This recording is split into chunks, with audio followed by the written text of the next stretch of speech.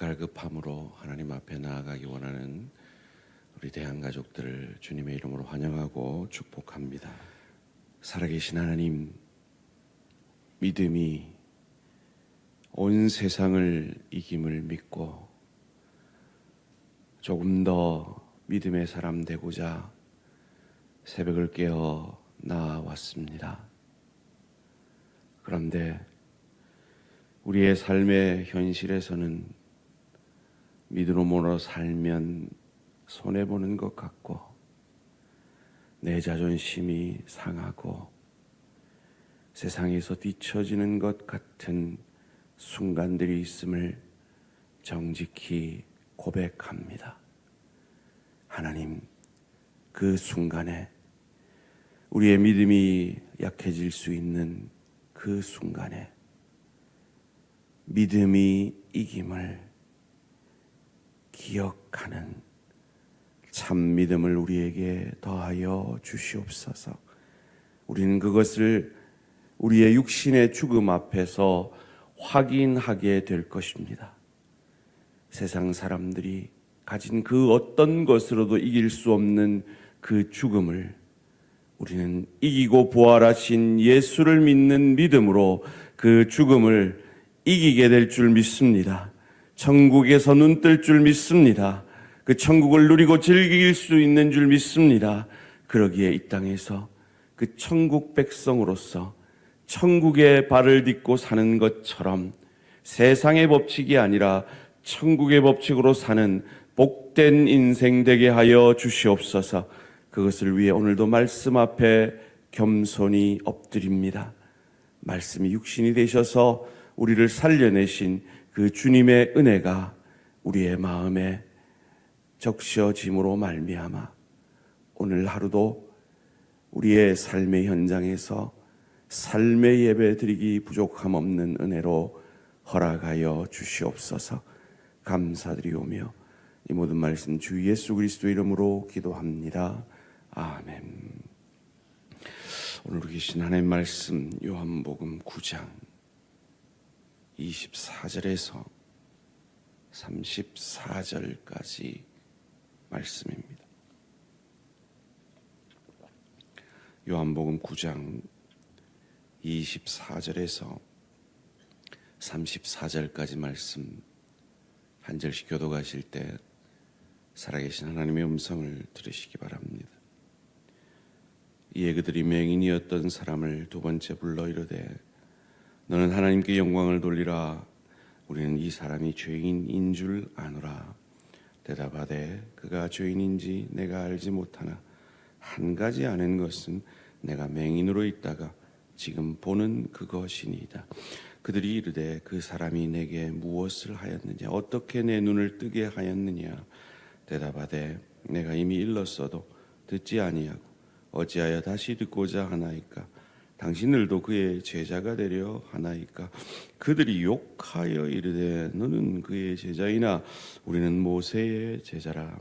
하나님이 모세에게는 말씀하신 줄을 우리가 알거니와 이 사람은 어디서 왔는지 알지 못하노라. 그 사람이 대답하여 이르되 이상하다. 이 사람이 내 눈을 뜨게 하였으되 당신들은 그가 어디서 왔는지 알지 못하는도다.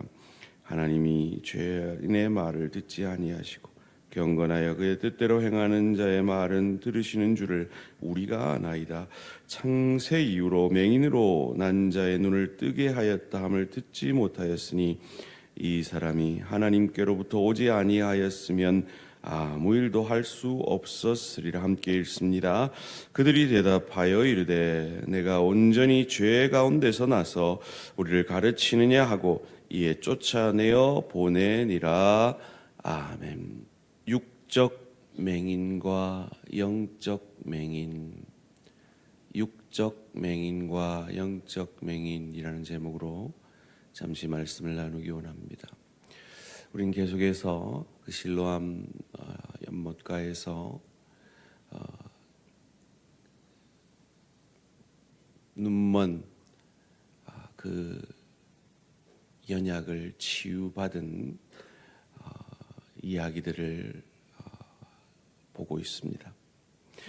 이 실로암 목가의 치유 사건을 이해를 하려면 우린 창세기 49장 10절을 이해하는 것이 필요합니다.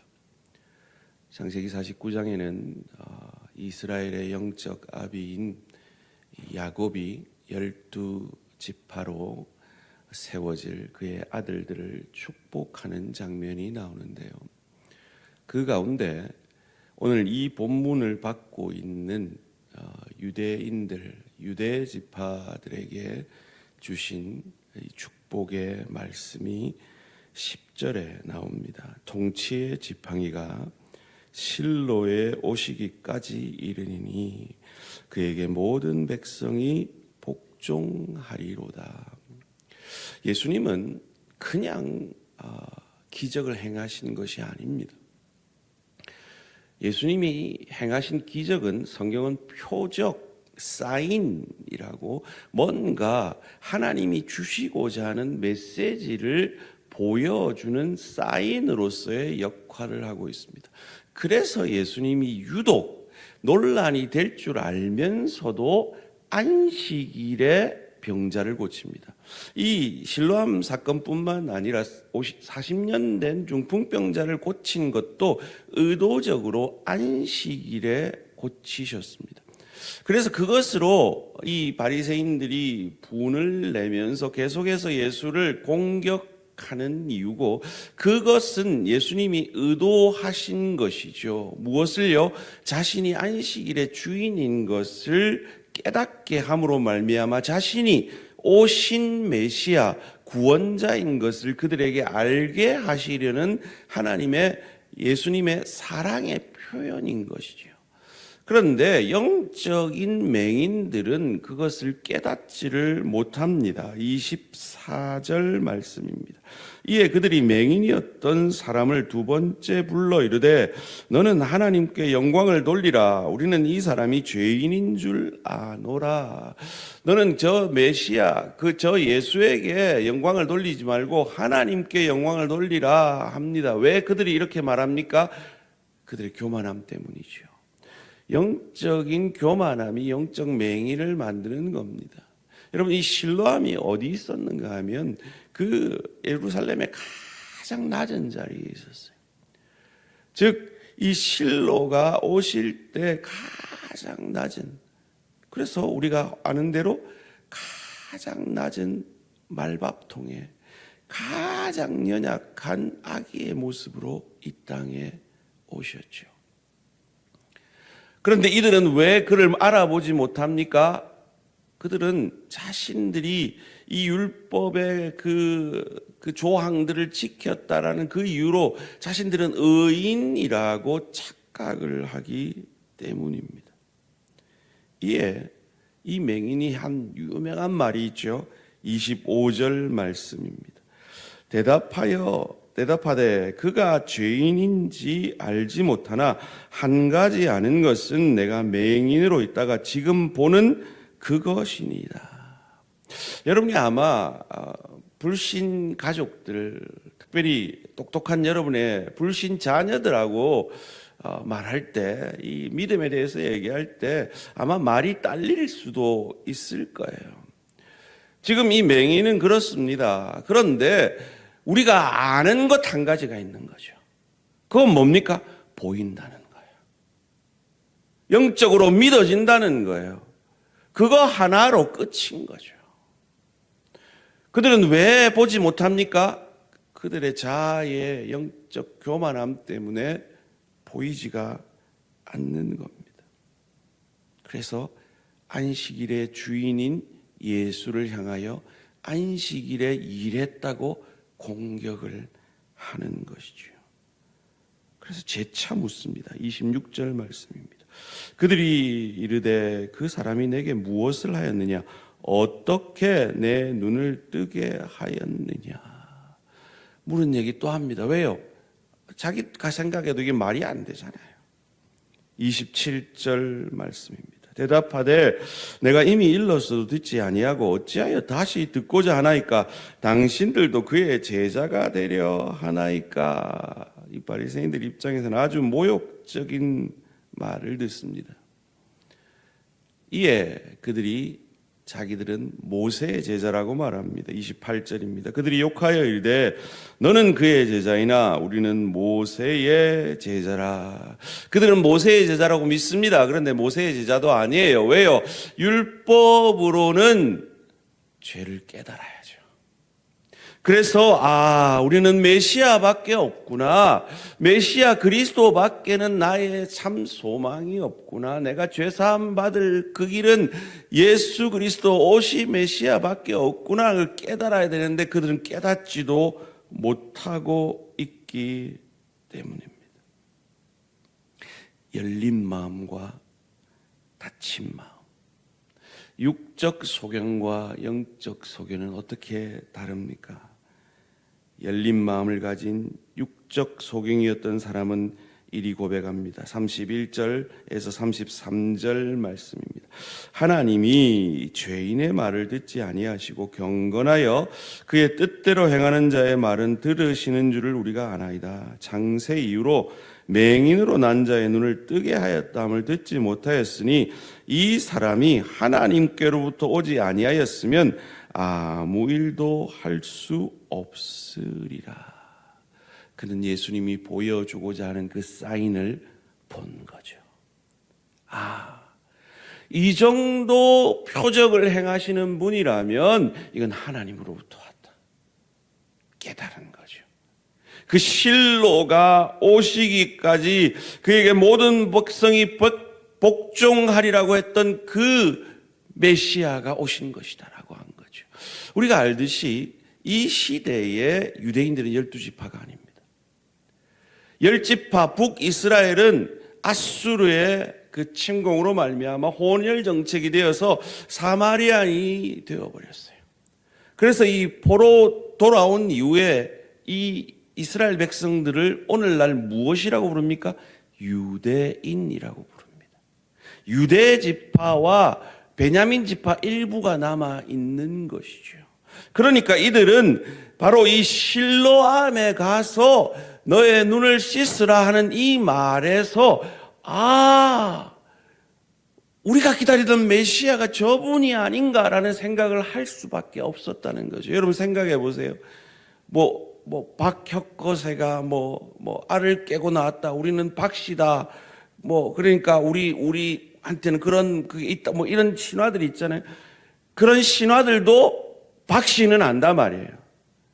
그런데 이 유대 지파들은 메시아를 기다리고 있었어요. 400년 동안 암흑 시대를 거치면서 그들은 메시아 고대 사상이 최고조로 달해 있단 말이에요. 그러니까 이 유다 지파들에게 굳이 예수님이 흙을 바르고 그 실로암까지 가게 한 것은 바로 실로가 오셨다. 그래서 모든 백성이 복종할 메시아가 나다라는 걸 알게 하신 거죠. 이 육적 맹인은 그것을 깨달은 겁니다. 믿어진 겁니다. 그런데 영적 맹인은요, 34절 말씀 함께 읽습니다. 시작. 그들이 대답하여 이르되 내가 온전히 죄 가운데서 나서 우리를 가르치느냐 하고 이에 쫓아내어 보내니라. 참 재밌죠? 그는 맹인이 죄 가운데 났다라고 압니다. 그런데 자기는 죄 가운데 난 것을 몰라요. 이게 무엇입니까? 영적 교만입니다. 우리는 내 배우자가 잘못한 건 알아요. 내가 잘못한 건 몰라요. 우리 부모가, 우리 자녀가 못하는 건 보여요. 근데 내가 부모로서, 내가 자녀로서 못하는 건 깨닫지 못해요. 동료들이 뭘 잘못하는 건 보여요. 게으른 건 보여요. 근데 내가 이기적인 건 안 보여요. 내 지체의 허물은 보여요. 근데 내가 부족한 건 안 보여요. 그런 증상이 나타나면 내가 영적 교만함에 빠졌구나. 내 눈이 가려져 있구나. 실로암 목가에 가서 예수님의 그 낮아지심으로 내가 씻음 받아야 되겠구나. 나아가야 되는 거죠. 이어지는 본문이 바로 쫓겨난 이 맹인을 내가 인자를 믿느냐라고 예수님이 묻습니다. 이 인자를 믿느냐 할 땐 우리는 느끼는 게 없어요. 그런데 이 유대 백성들은 그 유명한 다니엘의 예언을 통해서 메시아가 인자라는 걸 알아요. 그래서 그는 무슨 말합니다. 36절에 그가 누구이오니까 내가 믿고자 하나이다. 인자가 누군데요? 이렇게 묻지 않습니다. 아는 거예요. 인자가 메시아인 걸 아는 거예요. 내가 그를 믿고 싶습니다. 믿겠습니다. 라고 나오는 거죠. 왜요? 그는 영적 교만이 없기 때문이죠. 영적 교만한 자는요, 정죄의식에 사로잡혀 있는 자입니다. 영적 교만한 자는요, 우월의식에 사로잡혀 있는 자입니다. 영적 교만한 자는요, 배우기를 싫어하는 교만한 사람들입니다. 저와 여러분은 어떠합니까? 이 육적 맹인처럼 오실 메시아를 주로 고백한 우리에게 겸손히 주를 더 깊이 알아가기 원하고 우월의식이 아니라 겸손히 섬기는 자로서 정죄의식이 아니라 나의 은사를 통해 저의 부족을 메워가는 그리스도 예수 닮은 저와 우리 모든 성도님들 되시기를 주님의 이름으로 축원합니다. 살아계신 하나님, 우리에게 실로가 오셔서 복종케 되어지는 이 믿음의 축복을 허락하여 주시니 감사합니다. 인자를 알아보게 하시고 믿어지게 하시니 감사합니다. 우리가 잘나서 아니라, 우리가 겸손해서 아니라 성령께서 우리에게 찾아와 주셔서, 성령을 우리에게 선물로 주셔서 우리가 이 놀라운 은혜를 받은 줄 믿습니다. 그러기에 우월의식 아니라, 정죄의식 아니라, 나는 다 안다라는 교만 아니라 주를 더 깊이 알아가며 더 말씀 가운데로 주의 뜻을 묻는 기도 가운데로 더 깊이 나아가는 겸손한, 그래서 더 그리스도 예수 나의 구주를 닮아가는, 그로 말미암아 우리의 영혼을 보내게 될 저 좋은 천국을 더 누리고 더 즐길 수 있는 참 하늘 축복받는 우리 모든 대한가족들 되게 하여 주시옵소서. 감사드리오며 이 모든 말씀 주 예수 그리스도의 이름으로 기도합니다. 아멘. 하늘에 계신 우리 아버지여, 이름이 거룩히 여김을 받으시오며 나라가 임하시오며 뜻이 하늘에서 이루어진 것 같이 땅에서도 이루어지이다.